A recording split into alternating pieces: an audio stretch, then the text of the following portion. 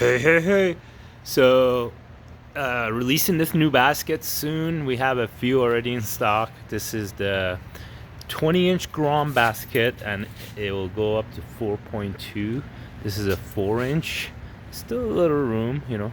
I think like these Super 73s and other RadPower bikes that are 20-inch will do really well in here.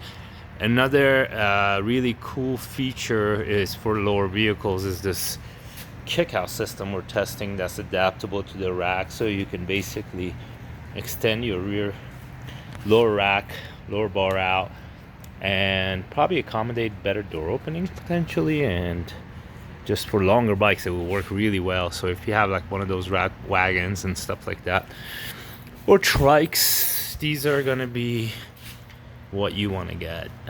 Just bringing innovation to the table, solving problems, real solutions for current products out there. That's what we do here in ALTA Racks, right here in Murray, Utah.